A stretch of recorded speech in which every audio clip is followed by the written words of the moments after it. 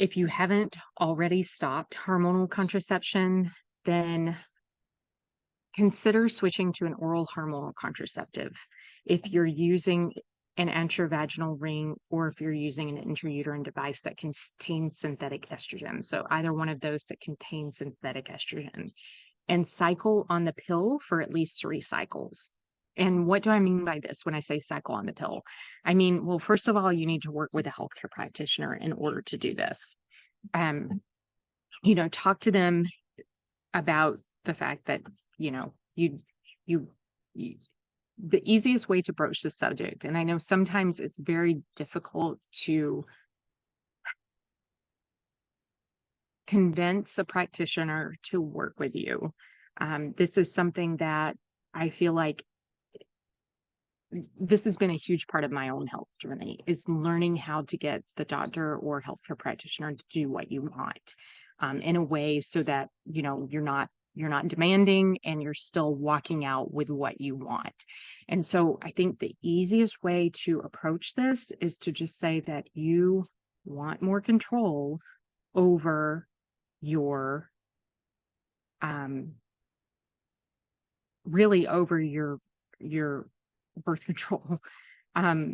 Many practitioners will say that the intravaginal ring and the intrauterine device are local rather than systemic, and this is not true. What they mean by this is that these two devices are providing the synthetic estrogen and or synthetic progestin locally so that it's not getting into your bloodstream, so that it's not affecting the rest of your body. And this is simply not true. There is abundant peer-reviewed scientific literature that shows otherwise. There's tons of pharmacokinetic and pharmacodynamic studies out there that show how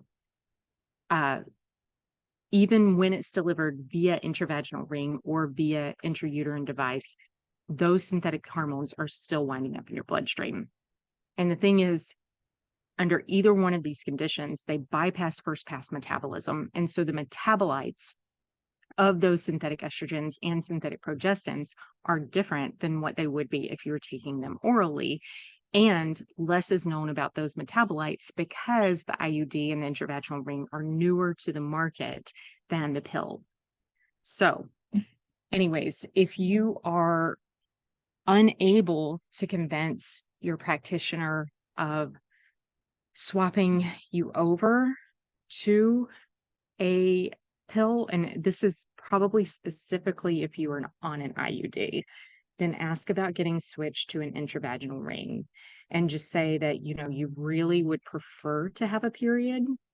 The intravaginal ring, you're able to take it in and out yourself. So you can have a bleed after your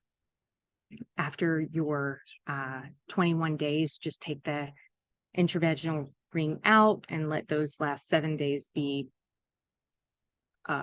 pill days or placebo days. Follow the instructions with the intravaginal ring, obviously, for this one. But what you want to do if you are on any kind of continuous hormonal birth control is reintroduce a cycle while you are still on a hormonal birth control. I was on continuous oral contraceptive for 4 years before I stopped cold turkey. And I think it was a combination of being on that for so long, plus a combination of when I stopped, I was very close to 40, if not already 40. And so my natural estrogen and progesterone levels had started to decline. So I think it was a combination of those two. I hadn't bled in 4 years because I was on continuous hormonal birth control. And then also my normal levels had started to decline. And I think the combination of both of those had led to a serious insulin resistant state within my body. When you're cycling, what you're doing is, at least on that week when you're off hormonal birth control, you're kind of letting your body it's like a washout period for your body. It's a time for it to at least start to reestablish equilibrium. It gives you a chance to arrive closer and closer at kind of baseline before you stop cold turkey. The thing with hormonal birth control These are steroids. These are the only steroids I know of where you don't taper off when you stop. I mean, you taper off prednisone when you're prescribed prednisone. You taper off other steroids when you're prescribed other steroids. When you're prescribed hormonal birth control, there is no exit strategy.